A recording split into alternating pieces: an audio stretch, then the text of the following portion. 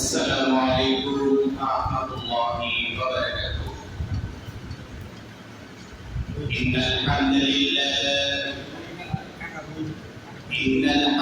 لله نحمده ونستعينه ونستغفره ونؤمن به ونتوكل عليه ونعوذ بالله من شرور أنفسنا ومن سيئات أعمالنا.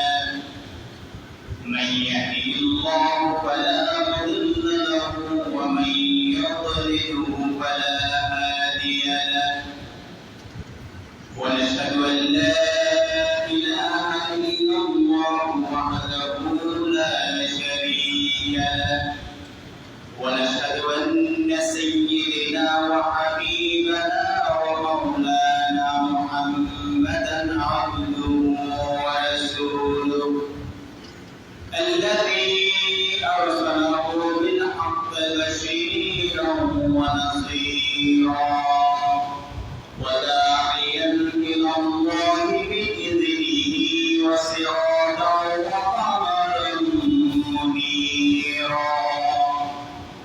وقد قال الله تعالى في شان حبيبه: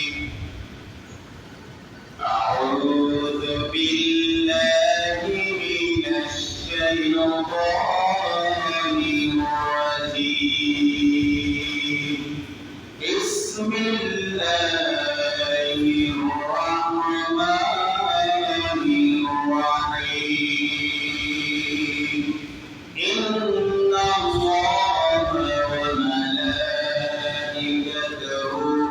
يصلون على النبي يا أيها الذين آمنوا صلوا عليه وسلموا تسليما.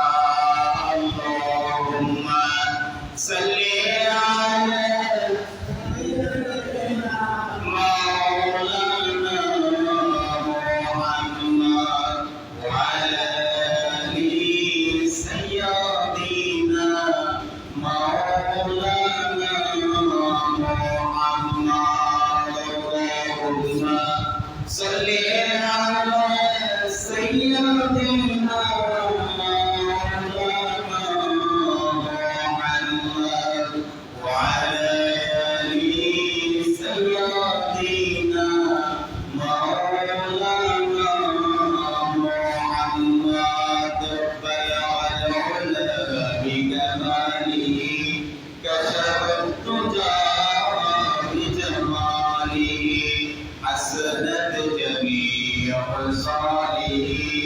صلوا عليه وعليه يا तेरी मेराज थे लो कलम तक पहुंचा और मेरी मेराज हो कि माई तेरी कदम तक पहुंचा।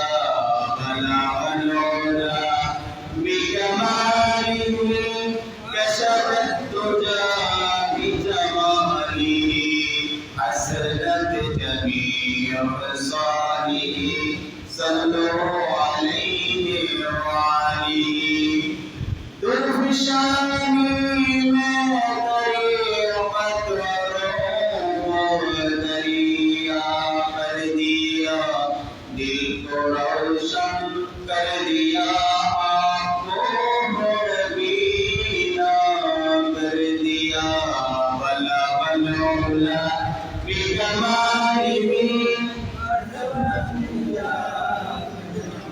حسنت جميع خصاله. صلوا عليه وعليه. معزز محترم حضرات علماء کرام গ্রুপ এনসার পর্দার আড়ালের মা ও বোনেরা সম্মানিত এলাকাবাসী প্রাণপ্রিয় মুসলিম ভাইয়েরা, আসসালামু আলাইকুম ওয়া রাহমাতুল্লাহ।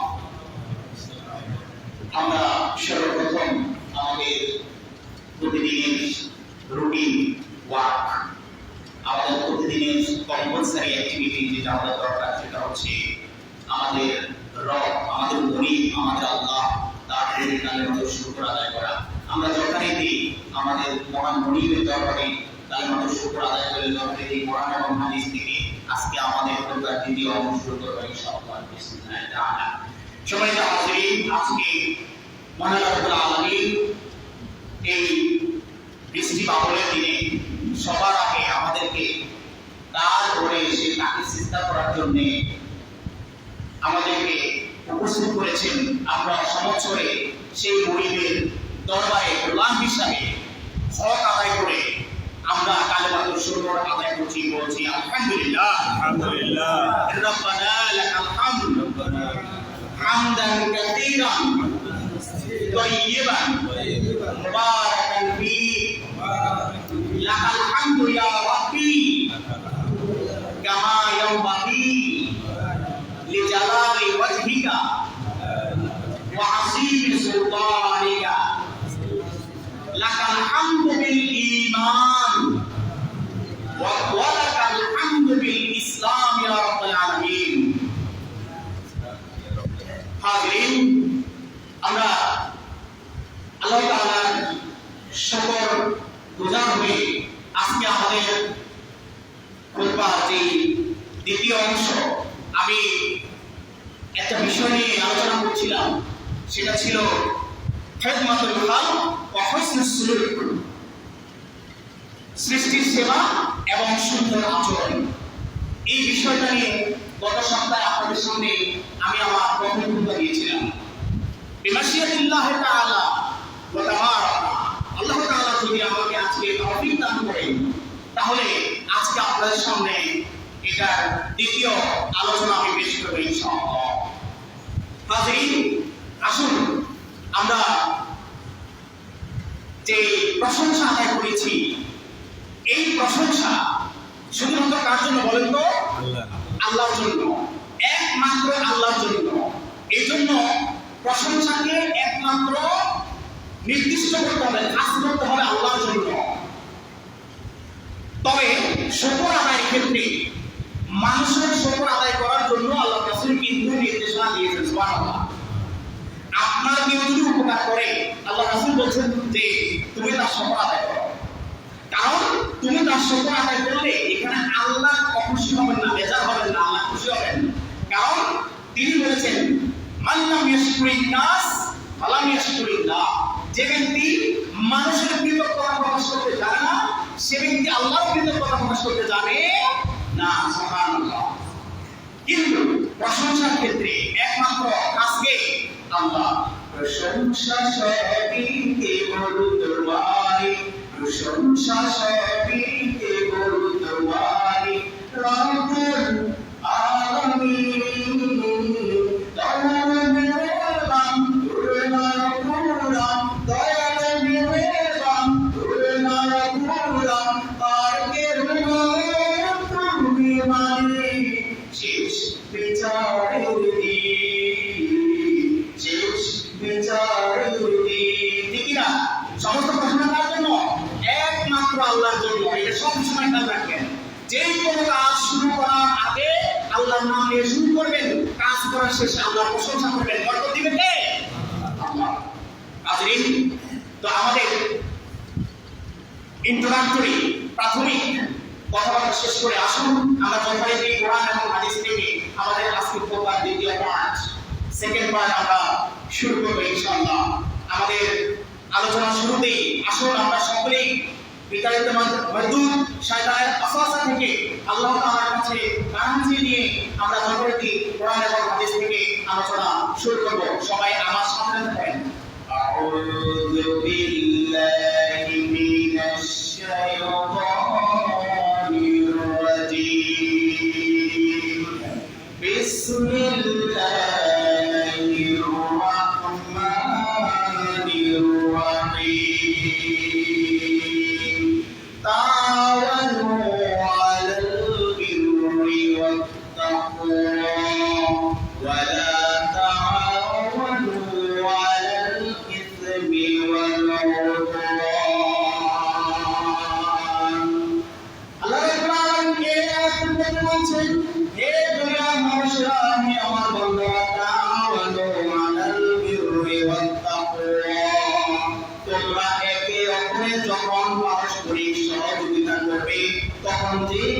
পুণ্যের কাজ, যে কাজ ভালো কাজ, যে কাজে অর্ডার আমি দিয়েছি, নির্দেশ আমি দিয়েছি, ওই সমস্ত ভালো কাজে একে অপরকে সাহায্য করো, একে অপরকে সহযোগিতা করো।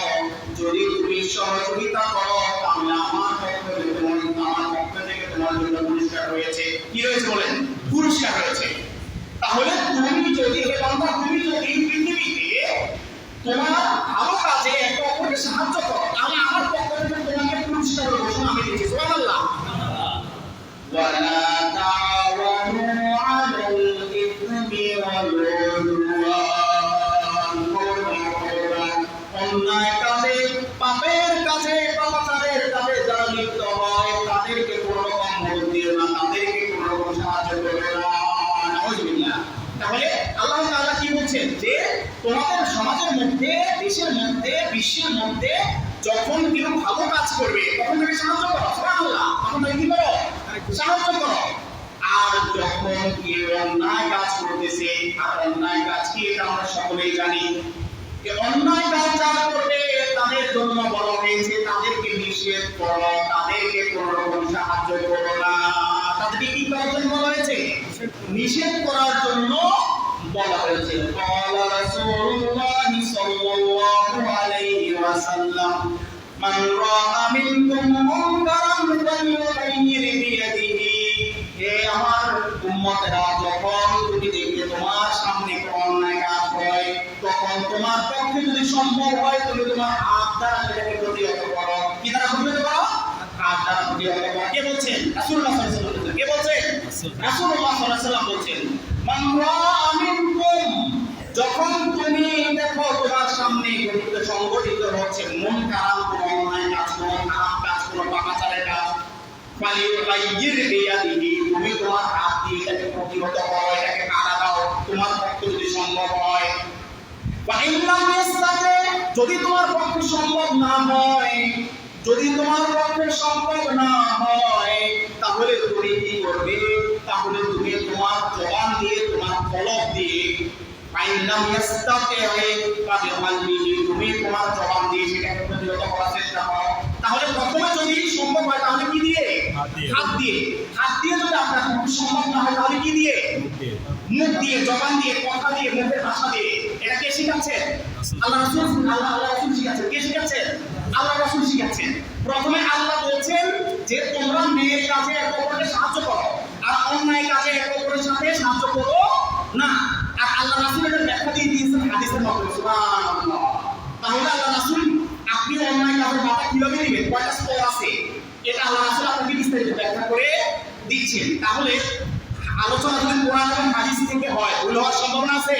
কোনো সম্ভাবনা নাই। কোরআন হাদিসের বাইরের আলোচনার মধ্যে ঝামেলা আছে কিনা? আছে। এই জন্য সম্মানিত হাজির, কোরআন হাদিসের আলোচনা যেখানে হবে সেখানে বসবেন, যেখানে কোরআন হাদিসের আলোচনা হবে না সেখানে বসবেন না। সেটা হচ্ছে মাজলিসুশ শায়তান, সেটা হচ্ছে শয়তানের মজলিস। যেখানে কোরআন হাদিসের আলোচনা হয় না সেটা কার মজলিস? শয়তানের মজলিস। আর যেখানে কোরআন হাদিসের আলোচনা হয় সেটা কার মজলিস? এটা আল্লাহ রাসূলের মজলিস। সুবহানাল্লাহ। সম্মানিত হাজির, এরপরে আল্লাহ রাসূল বলছেন যদি তোমার পক্ষে তোমার জবান দ্বারা সম্ভব না হয় তাহলে তুমি কি করবে? তাহলে ফাইল্লাম ইয়াসতাতি ফাবিকলবিহি, ফাইল্লাম ইয়াসতাতি তবে এরপর হচ্ছে দ্বিতীয় হচ্ছে লিসানিহি, তৃতীয় হচ্ছে ফাবিকলবিহি। কলবিহি মানে হচ্ছে অন্তর। এরপর আল্লাহ রাসূল বলছেন যালিকা আদাফুল ঈমান। আল্লাহ রাসূল তৃতীয় পর্যায়ে যেটা বলছেন সেটা হচ্ছে কি? অন্তর। অন্তর দ্বারা কি করবেন? আপনি ঘৃণা করবেন। অন্তর দ্বারা কি করবেন? ঘৃণা করবেন। প্রথমে আপনার পক্ষে সম্ভব হলে হাত দিয়ে, মনে করেন কেউ একজন কি করতেছে, একজনকে গালিগালাজ করতেছে অন্যায়ভাবে, এটা কি ফাহিশা কাজ না? ফাহিশা কাজ। এই ফাহিশা কাজ সম্পর্কে, এই ফাহিশা কর্ম সম্পর্কে আল্লাহ তাআলা পবিত্র কোরআনে বলছেন মা ইয়ালফিযু মিন কাওলিন ইল্লা লাদাইহি রাকীবুন আতীদ। হে আমার বান্দারা, তুমি দুনিয়াতে যত কিছু বলে থাকো, তোমার মুখ থেকে যত কিছু বের হয় না কেন, সব কিছু আমি আল্লাহ রেকর্ড করে রাখি। সুবহানাল্লাহ। আমি আল্লাহ কি করে রাখি? রেকর্ড করে রাখি। তুমি মনে করো না যে তুমি যা বলছো এটা কামাতা, এটা বাতাসে উড়ে যাচ্ছে, এটা আর কি হবে না। আল্লাহ তাআলা কোরআনে বলছেন মা ইয়ালফিযু, যা তুমি বলো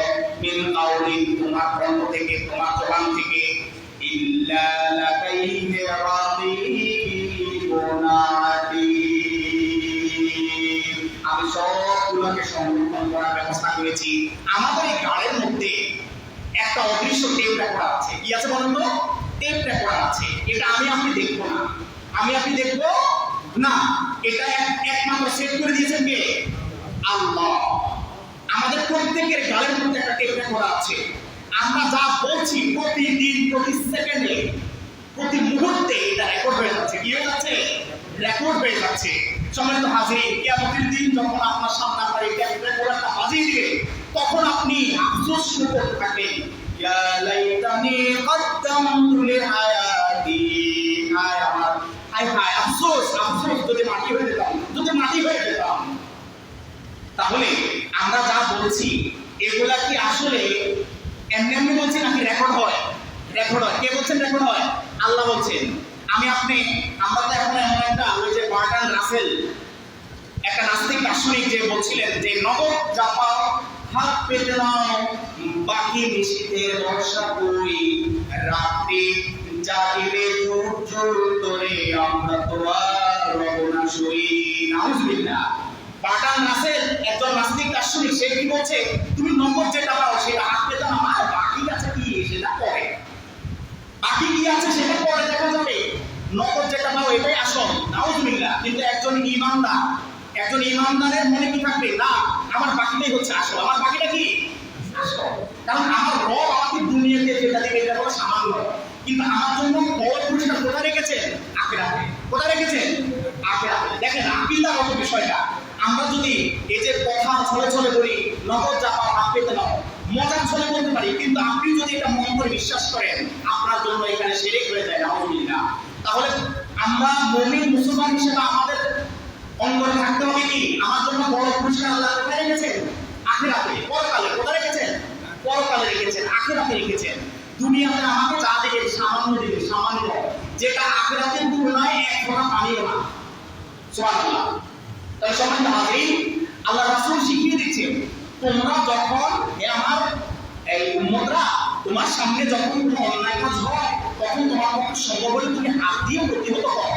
তোমার পক্ষে যদি সম্ভব না হয় হাত দিয়ে প্রতিহত করা, তাহলে তুমি লিসানে নিয়ে, তোমার মুখ দিয়ে, তোমার জিহ্বা দিয়ে এটাকে প্রতিহত করো, বাধা দাও, সে যাতে এটা না করতে পারে। আর সেটাও যদি তোমার পক্ষে সম্ভব না হয়, তাহলে ফাবে পাল্লিহি, তোমার অন্তর দিয়ে সেটাকে ঘৃণা করো। কি করো? ঘৃণা করো। অন্তর দিয়ে কি বাধা দেওয়া যায়? অন্তর দিয়ে বাধা দেওয়া যায়। অন্তর দিয়ে কি করা যায়? ঘৃণা করা যায়। ঘৃণা হচ্ছে কি হবে? এই লোকটা খারাপ কাজ করতেছে, আমি, আমার কাছে এটা ভালো লাগে না, বলে অত্যন্ত খারাপ কাজ, এটা আপনি ঘৃণা করছেন। কিন্তু আপনি আপনার ঈমানের একটা পরিচয় দিয়েছেন, কিন্তু আল্লাহ রাসূল সেটাকে বলছেন যালিকা আদাফুল ঈমান। আর এই স্তরটা, এই বাধা দেওয়ার পর্যায়টা, এই ধরনটা হচ্ছে সবচেয়ে দুর্বল ঈমানের একটা বহিঃপ্রকাশ। ঠিক কিনা বলেন? তাহলে আল্লাহ রাসূল বলছেন যে হাত দিয়ে, মুখ দিয়ে যে সম্ভব না হয়, তাহলে অন্তর দিয়ে অন্তত ঘৃণা করো। তাহলে অন্তত ঈমানদারের খাতায় একদম শেষে দিয়ে একটা কি নাম থাকতে পারে। তবে এটাও শুনে রাখো, তোমার এই অন্তর দিয়ে ঘৃণা করাটা এটা সবল ঈমানের বহিঃপ্রকাশ নয়, এটা বুনিয়ান মাসুসের বহিঃপ্রকাশ নয়, এটা হচ্ছে তোমার দুর্বল ঈমানের একটা লক্ষণ। তোমার ঈমান আরো মজবুত করতে হবে। কি করতে হবে? মজবুত করতে হবে। এজন্য সম্মানিত হাজিরিন, ভালো কাজে আপনি সহযোগিতা করবেন, আর অন্যায় কাজে সহযোগিতা করবেন না। আর অন্যায় কাজে বাধা দেওয়ার ক্ষেত্রে কিভাবে দিতে হবে, এটা আল্লাহ রাসূল শিখিয়ে দিয়েছেন। হাজিরিন, তাহলে এখানে একটা কথা খেয়াল করবেন যে মা ইয়ালফিযু মিন কাওলিন ইল্লা লাদাইহি রাকীবুন আতীদ। আমি আপনি, আমরা যা কিছু বলছি প্রত্যেকটা জিনিস রেকর্ড হয়ে যাচ্ছে। কি হয়ে যাচ্ছে? রেকর্ড হয়ে যাচ্ছে। আপনি কথা বলার সময় একটু হুঁশিয়ার হবেন, আপনার আচরণ করার সময় একটু হুঁশিয়ার হবেন। আপনি মানুষের সাথে যখন ট্রানজাকশন, মুআমালাত, মুআশারা, মিউচুয়াল আন্ডারস্ট্যান্ডিং যখন করবেন, তখন হুঁশিয়ার হবেন। অবশ্যই আপনার সবকিছু রেকর্ড হয়ে যাচ্ছে আপনার অজান্তেই। ঠিক কিনা বলেন? তাহলে আপনি, আপনার কথা যখন সুন্দর হবে, আপনার রেকর্ডে কি খারাপ উঠবে? উঠবে না। আপনি সুন্দর আচরণ করলে আপনার সুন্দরটাই উঠবে। আপনি যখন খারাপ করবেন, তখন আপনার খারাপটাই উঠবে। আর আল্লাহ যখন আপনার সামনে বাঁচিয়ে দিবেন, তখন আপনার বিশ্বাস করতে আপনি শুধু বড় বড় চোখ করে তাকাবেন, আপনি আফসোস করবেন। কিন্তু সেই দিন আফসোস করে কোনো লাভ হবে? কোনো লাভ হবে না। যখন আফসোস করলে লাভ হবে, তখন আফসোস করেন। আর আফসোস করার সময়টা কোথায়? এই পৃথিবী। দুনিয়াতে। এই পার্থিব জীবনে যদি আপনি আফসোস করে, আপনি যদি সঠিকটা বুঝতে পেরে, আপনি যদি সঠিক লাইনে আসতে পারেন, ইমানের পথে আসতে পারেন, তাহলে এটা আপনার জন্য কল্যাণকর। আর যদি আপনি না বুঝতে পারেন, আখিরাত দিবসে আপনি আপনার এই টেপ রেকর্ডার, এই ডিভিডি, ভিসিডি এগুলা দেখে ওই আফসোস করলে আপনার লাভ হবে না। কারণ that day will be the day of judgment, and there is no injustice within that day. Almighty Allah is very clear cut here not to injustice over any kind of human being, over any kind of his servant. আল্লাহ তাআলা সেখানে একদম পরিষ্কার অবস্থা রাখবেন, কোন অবস্থাতেই তার কোন বান্দার উপর তিনি কোন রকমের অবিচার করবেন না। সব দুনিয়াতে যত অন্যায় অবিচার হয়েছে সব কিছু ন্যায় বিচার হবে কোথায়? আখিরাতে। সব কিছুর ন্যায় বিচার হবে কোথায়? আখিরাতে। সম্মানিত হাজিরিন, তো এই জন্য আমাদেরকে অবশ্যই এখানে গুরুত্বপূর্ণ বিষয়টা খেয়াল করতে হবে যে আমি যখন আমার আরো কোনো মুসলমান ভাইয়ের সাথে কথা বলছি, আমার আচরণটা সুন্দর হচ্ছে কিনা, আমার কথাটা সুন্দর হচ্ছে কিনা, আমার কথার মধ্যে কোনো বিশ্রী কথা যুক্ত হয়ে গেছে কিনা, আমার কথার মধ্যে কোনো ফাহিশা কথা, কোনো অন্যায় কথা, কোনো আমরা যেটাকে বলি অশ্লীল কথা, যেটাকে আমাদের খাস বাংলায় বলা হয় কবিলাসা, ঠিক কিনা, এই ধরনের কোন শব্দ ঢুকে গেছে কিনা, সাবধান সাবধান সাবধান। কোন অবস্থাতেই এই ধরনের কোন কথা, এই ধরনের কোন শব্দ প্রয়োগ করা যাবে না। কারণ আল্লাহ তাআলা আপনাকে জবান দিয়েছেন এবং একটা বিবেক দিয়েছেন। তো আপনি চাইলে যে কোনো শব্দ উচ্চারণ করে ফেলতে পারেন, কিন্তু আপনার বিবেক আপনাকে বাধা দিচ্ছে না। এই আপনার বিবেকের জন্যই কুনতুম খায়রা উম্মাতিন মুখরিজাত লিন-নাস। আল্লাহ তাআলা বলেন কুনতুম খায়রা উম্মাতিন মুখরিজাত লিন-নাস তা'মুরুনা বিল মা'রুফ ওয়া তানহাউনা আনিল মুনকার। হে দুনিয়ার মানুষ, তোমাদেরকে আমি উত্তম জাতি হিসেবে, উত্তম প্রাণী হিসেবে পৃথিবীতে প্রেরণ করেছি, পৃথিবীতে পাঠিয়েছি, সৃষ্টি করেছি। কুনতুম খায়রা উম্মাতিন মুখরিজাত লিন-নাস, আর মানুষদের মধ্যে সবচেয়ে উত্তম জাতি। তা'মুরুনা বিল মা'রুফ ওয়া তানহাউনা আনিল মুনকার। তোমাদের কাজ হচ্ছে তোমরা সৎ কাজে আদেশ দেবে এবং অন্যায় কাজের জন্য নিষেধ করবে। এটা কে বলছে? আল্লাহ বলছে। তাহলে দেখেন সম্মানিত হাজিরিন, এই আল্লাহ তাআলা আমাদেরকে যে শ্রেষ্ঠ জাতি বানিয়েছেন, গরু, ছাগল, বিভিন্ন জীব জন্তু, পশু পাখি, এগুলো হচ্ছে আমাদেরকে যে আরো ভালো বানিয়েছেন, এটার কারণ আছে। কারণ হচ্ছে আমাদের আল্লাহ বিবেক দিয়েছেন। কি দিয়েছেন? গরু ছাগলের বিবেক আছে? বিবেক আছে? বিবেক নাই। তারা কথা বলতে পারে? কথা বলতে পারে না। আমি আপনি কথা বলতে পারি, যখন যা ইচ্ছা তা করতে পারি, যখন যা ইচ্ছা তা করতে পারি। কিন্তু আল্লাহ তাআলা এইটার জন্যই আমাদেরকে আখিরাতের জন্য একটা বিচার ব্যবস্থা রেখেছেন। সেটা হচ্ছে কি?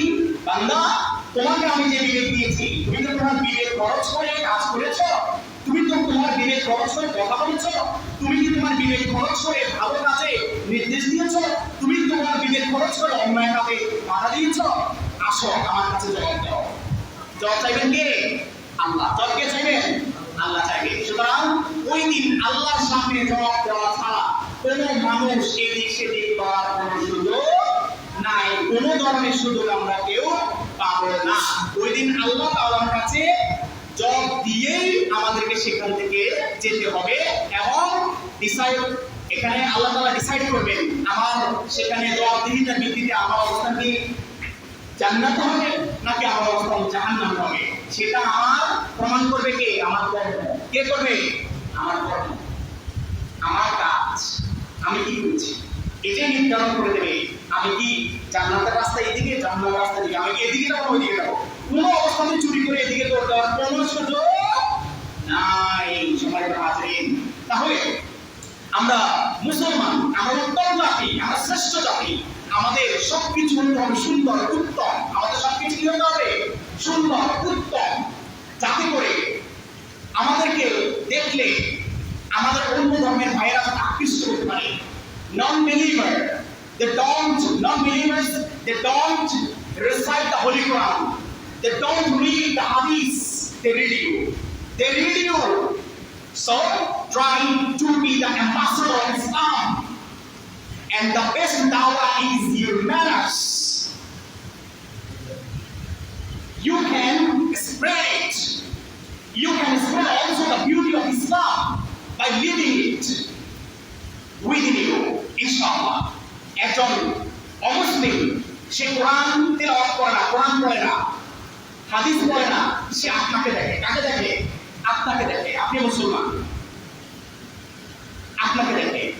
আপনাকে দেখার পরে যখন সে দেখবে আপনার আচরণ এত সুন্দর, আপনার লেনদেন এত সুন্দর, আপনার কথাবার্তা এত সুন্দর, তাহলে সে কিন্তু সে মনে মনে কি মনে করে যে হ্যাঁ আমার মনে হয় এদের ধর্মগ্রন্থে এগুলোর কথা বলা আছে, এদের ধর্মগ্রন্থে এদেরকে এগুলো কি দেয় শিক্ষা দেয়। তখন সে আপনাকে দেখে আকৃষ্ট হয়, সেখান থেকে ধীরে ধীরে সে কিন্তু ইসলামের দিকে একটু মুখ করার চেষ্টা করে। ঠিক না বলেন?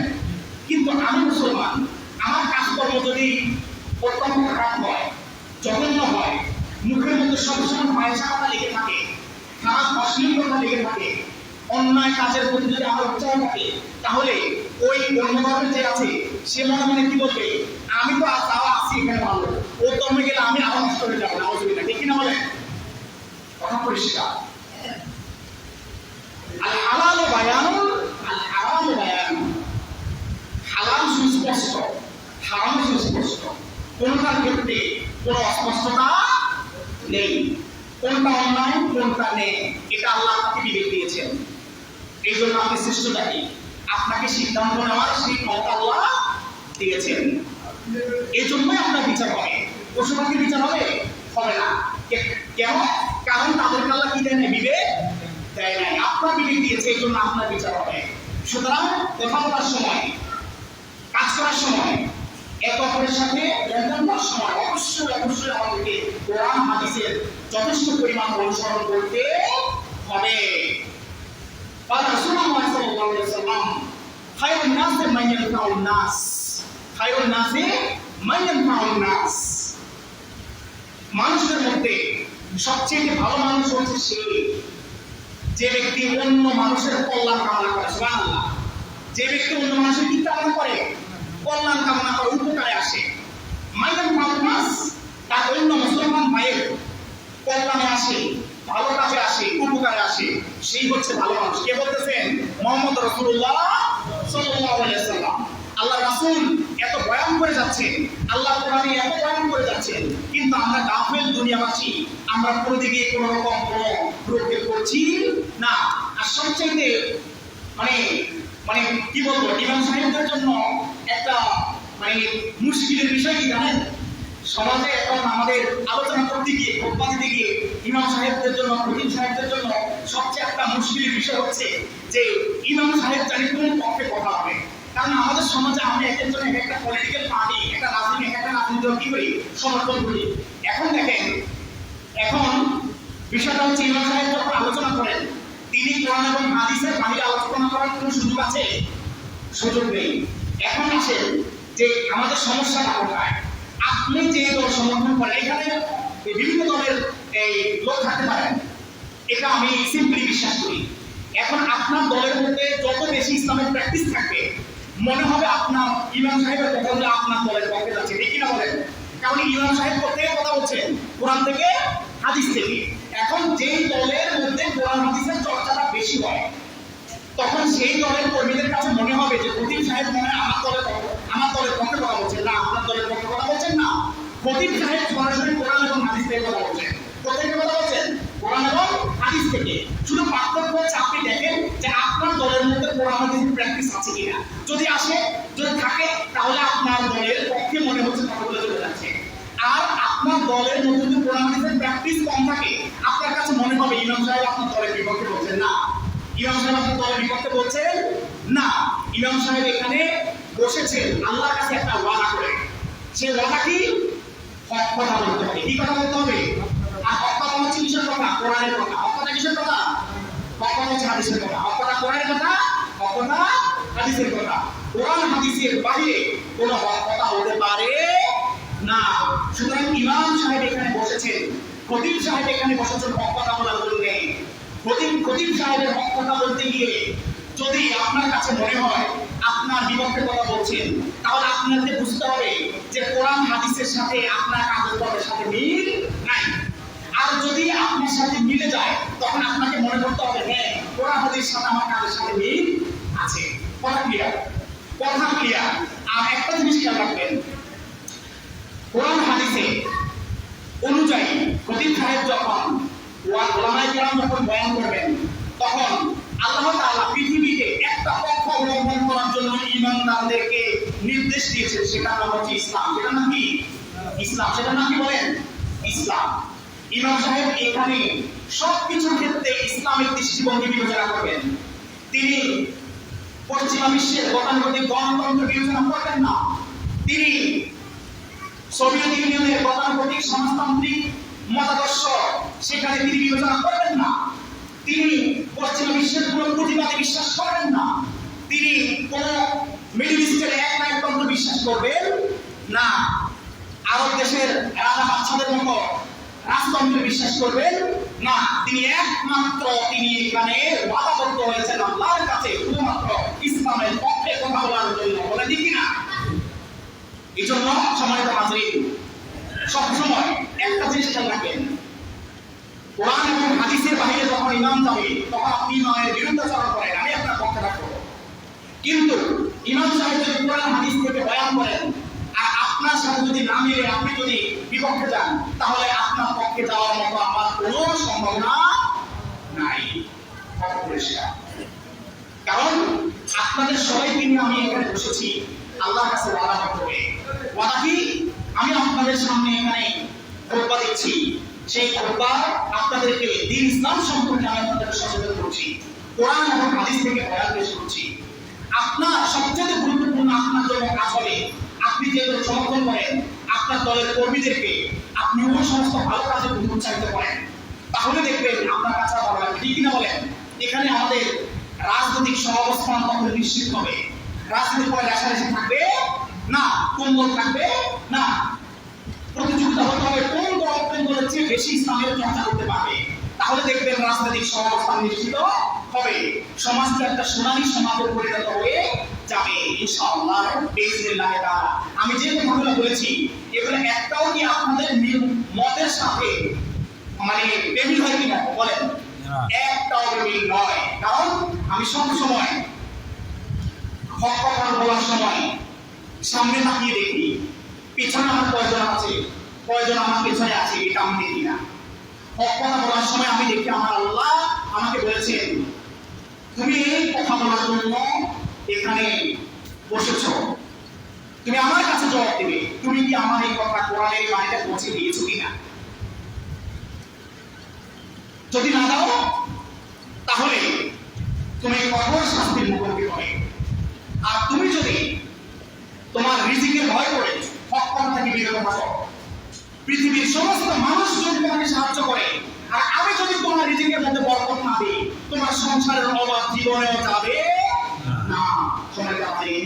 সুতরাং সবচেয়ে গুরুত্বপূর্ণ কথা হচ্ছে আসুন আমরা আমাদের কথা, কাজ, আচরণ, লেনদেন, মুআমালা, মুআশারা সবকিছুর ক্ষেত্রে কোরআন এবং হাদিসের অনুসরণ নিশ্চিত করে সমাজের মধ্যে মানুষের সাথে সুন্দর আচরণ করি। আল্লাহ তাআলা আমাদের সবাইকে যাতে খিদমাতুল খালক ওয়া হুসনুস সুলুক সৃষ্টির সেবা এবং সুন্দর আচরণ এই বিষয়গুলো কোরআন এবং হাদিসের আলোকে নিশ্চিত করা তৌফিক দান করেন। হাযা মা ইনদি ওয়াল ইলমু ইনদাল্লাহ আলাইহি তাওয়াক্কালতু ওয়া ইলাইহি উনীব। আসসালামু আলাইকুম ওয়া রাহমাতুল্লাহি তাআলা ওয়া বারাকাতুহু।